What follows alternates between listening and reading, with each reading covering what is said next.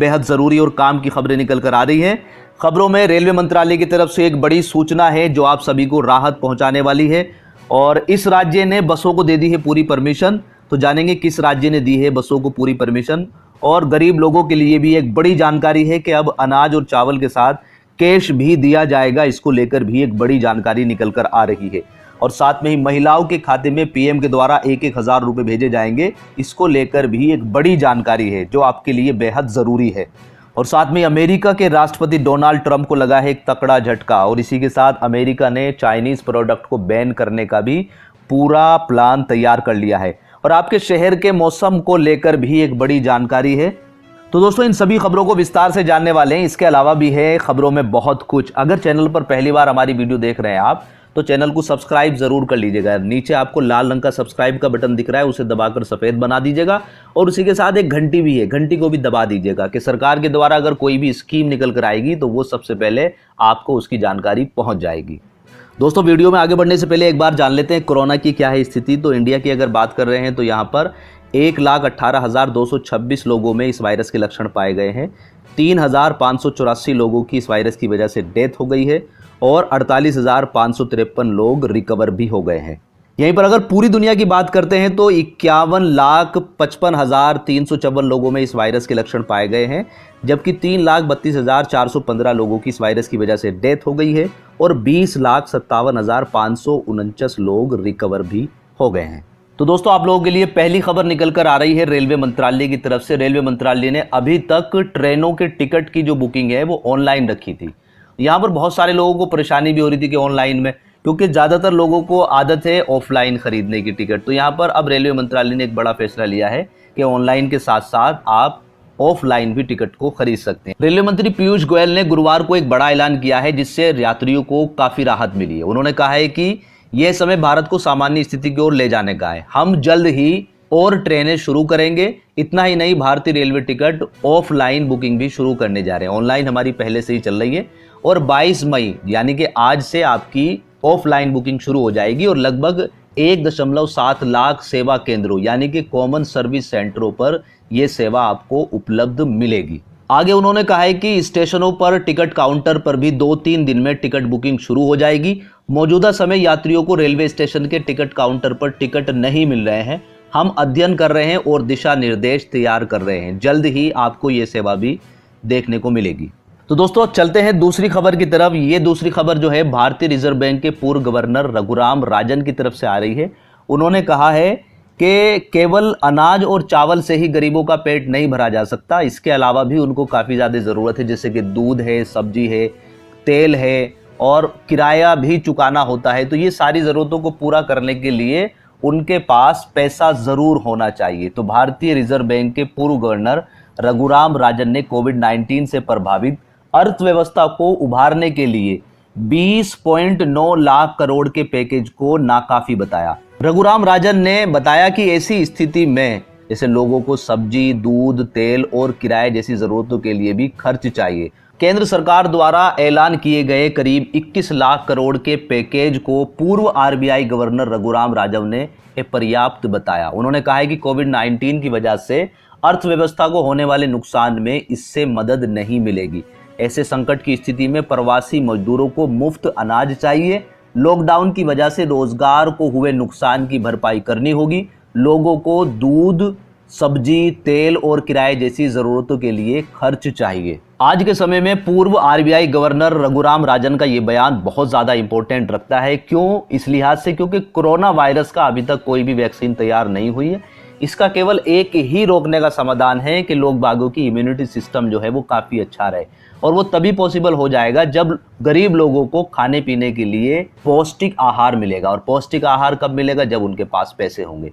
तो अगर सरकार लोगों के अकाउंट में पैसे डालती है, लोगों को पैसे देती है, तो वो आराम से इन पौष्टिक आहार को, दूध को, सब्जियों को वो खरीद पाएंगे और अपने इम्यूनिटी सिस्टम को ठीक कर पाएंगे। तो दोस्तों बढ़ते हैं अगली खबर की तरफ और ये खबर है कि नरेंद्र मोदी जी महिलाओं के खाते में 500 और 1000 रुपए भेज रहे हैं। ये एक बिल्कुल अफवाह है और इस अफवाह का इतना प्रभाव पड़ रहा है कि अब महिलाएं लाइन लगाकर डाक खाने के बाहर खड़ी हुई हैं अपना खाता खुलवाने के लिए। जी हाँ दोस्तों, लॉकडाउन के बीच मध्य प्रदेश के इटारसी शहर की गरीब बस्तियों की महिलाओं में ये अफवाह उड़ा दी गई है कि नरेंद्र मोदी जी 500 और 1000 रुपए की राशि खाते में भेज रहे हैं। और इस अफवाह के कारण पिछले 4 दिनों से शहर के मुख्य डाकघर के बाहर महिलाओं की और पुरुषों की लाइन लगी पड़ी है। डाकघर के अधिकारियों और कर्मचारियों को कहना है कि इस तरह की किसी भी स्कीम की उनको अभी तक कोई जानकारी नहीं है। ज्यादा भीड़ डाकघर में हो रही है। पहले जो है ना 0 बैलेंस पर खाता खुलाया जा रहा था, लेकिन भीड़ को देखते हुए उसे नियंत्रित करने के लिए 100 रुपए की राशि भी ली जा रही है। लेकिन ये अभी तक कोई भी सरकार की तरफ से घोषणा नहीं हुई है कि महिलाओं के खाते में 500 या 1000 रुपए भेजे जा रहे हैं। तो अगर ऐसी कोई स्कीम सरकार की तरफ से घोषित होती है तो हम अपने चैनल के माध्यम से सबसे पहले आपको अवगत करा देंगे। तो दोस्तों चलते हैं अपनी अगली खबर की तरफ। अगली खबर जो है वो हवाई जहाज की उड़ानों को लेकर है। सरकार ने फैसला लिया है कि अभी इंटरनेशनल जो उड़ानें हैं उनको बंद ही रखा जाएगा, लेकिन घरेलू जो उड़ानें हैं उनको चालू कर देते हैं। तो घरेलू उड़ानों को लेकर जो टिकटों के लिए केंद्र सरकार ने गुरुवार को 7 स्लैब बनाए हैं, जिसके मुताबिक टिकटों का किराया जो है वो 2000 से शुरू होगा और लगभग 18,500 के करीब पहुंच जाएगा। बता दें कि सोमवार को चरणबद्ध तरीके से घरेलू उड़ानों का संचालन शुरू हो रहा है, जिसे लेकर नागरिक उड्डयन मंत्री हरदीप सिंह पुरी ने आज प्रेस कॉन्फ्रेंस की थी और यात्रा से संबंधित SOP को जानकारी दी थी। इसके बाद DGCA ने हवाई किराए की 7 श्रेणी बताई है और जो निचली सीमा है वो 2000 है। तो ये अच्छी बात है कि भाई हवाई सेवाएं जो है अब वो शुरू होने वाली है, जो जिसका किराया जो है ना 2000 से लगभग 18,500 रुपए के बीच का होने वाला है। तो दोस्तों अब आपको जल्द ही हवाई सेवाएं जो घरेलू यात्रा है वो देखने को मिल जाएगी। जैसी भी कोई अपडेट मिलेगी मैं आप लोगों को टाइम टू टाइम अवगत कराता रहूंगा। दोस्तों अगली बड़ी जानकारी निकल कर आ रही है राजस्थान से। राजस्थान सरकार ने लिया है फैसला कि अगले 2 महीनों के लिए 5 किलो अनाज प्रति व्यक्ति निःशुल्क दिया जाएगा। पूरी अपडेट को कवर करते हैं कि खाद्य एवं नागरिक आपूर्ति मंत्री रमेश चंद्र मीना ने बताया कि लॉकडाउन के कारण अन्य राज्यों से लौट रहे ऐसे प्रवासी मजदूरों जो राष्ट्रीय खाद्य सुरक्षा में चयनित नहीं है, उन्हें 2 महीने मई और जून के लिए प्रति व्यक्ति 5 किलो गेहूं निःशुल्क उपलब्ध कराया जाएगा। इसी के साथ दोस्तों राजस्थान सरकार ने एक और बड़ा फैसला लिया है कि अब राज्य में बसों की सर्विस आपको देखने को मिलेगी। जी हां दोस्तों, 23 मई से आपको राज्य के अंदर सीमित बसें देखने को मिलने वाली है। पूरी अपडेट को कवर करते हैं कि राज्य सरकार ने राजस्थान राज्य पथ परिवहन निगम की बसों को सीमित संख्या में चलाने का फैसला लिया है। 23 मई से ग्रीन और ऑरेंज जिले में बसों का संचालन कर दिया जाएगा, वहीं रेड जोन के 12 जिलों में संचालन नहीं हो पाएगा। साथ में बोला गया है कि आवागमन के दौरान अगर कोई रेड जोन आ जाता है तो उस क्षेत्र में बाईपास से बसों को निकाला जाएगा। अगर टिकट की बात करते हैं तो यहाँ पर बोला गया है कि टिकट आपको ऑनलाइन ही कराने पड़ेंगे। RSRTC की वेबसाइट पर या मोबाइल एप्लीकेशन पर या ई-मित्रों के जरिए आप टिकट करा सकते हैं। अभी खिड़की से आप टिकट नहीं, बस स्टैंड की जो खिड़की है वहां से अभी टिकट आप नहीं ले सकते हैं। साथ में ही बसों में सोशल डिस्टेंसिंग का पालन होगा। मैक्सिमम 30 यात्री सफर कर पाएंगे और शाम 7 बजे से सुबह के 7 बजे के बीच संचालन नहीं होगा। दोस्तों अगली बड़ी खबर जो है अमेरिका से आ रही है कि अमेरिका ने चीनी कंपनियों पर अब रोक लगाना शुरू कर दिया है। जी हां दोस्तों, यहां पर कोरोना वायरस को लेकर अमेरिका अब चीन पर चौतरफा दबाव बना रहा है। आर्थिक मोर्चे पर अमेरिका एक के बाद एक चीन को झटका दे रहा है। अब अमेरिका शेयर बाजार में लिस्टेड चीनी कंपनियों पर डोनाल्ड ट्रंप की टेढ़ी नजरें पड़ने लगी। दरअसल अमेरिकी सीनेट में एक बिल पास कराया गया है जो दिखाता है कि अमेरिका किस कदर चीन को लेकर चिढ़ा हुआ है।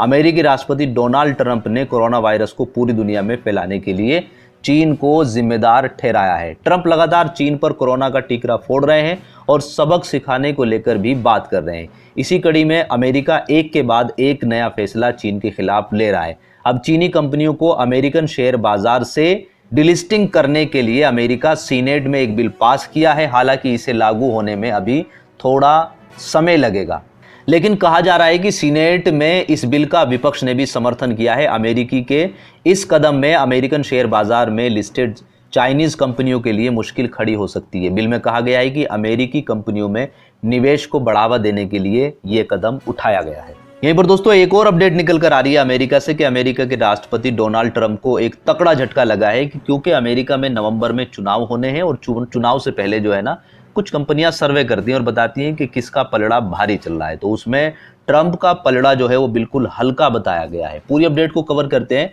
कि एक अमेरिकी स्टडी ने खुलासा किया है कि डोनाल्ड ट्रंप इस साल नवंबर में होने वाले राष्ट्रपति चुनाव में बुरी तरह से हारने वाले हैं। एक नए मॉडल की स्टडी के मुताबिक कोरोना वायरस के संकट और उसके बाद खराब अर्थव्यवस्था की वजह से डोनाल्ड ट्रंप बुरी तरह से हार जाएंगे इस इलेक्शन में। इस स्टडी के मुताबिक ट्रंप को केवल और केवल 35% वोट मिलने वाले हैं, जबकि इस कोरोना वायरस से पहले की स्थिति में ट्रंप को 55% वोट मिल रहे थे।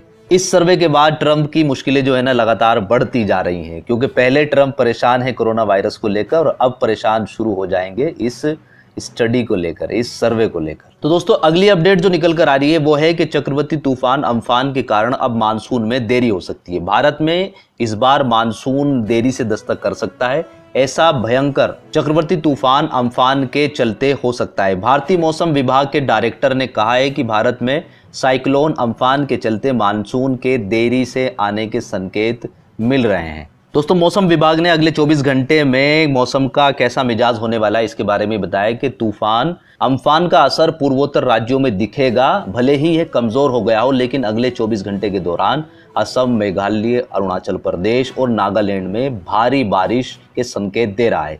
दक्षिणी केरल में हल्की से मध्यम बारिश के साथ एक दो स्थानों पर तेज बारिश भी होने के संकेत मिल रहे हैं।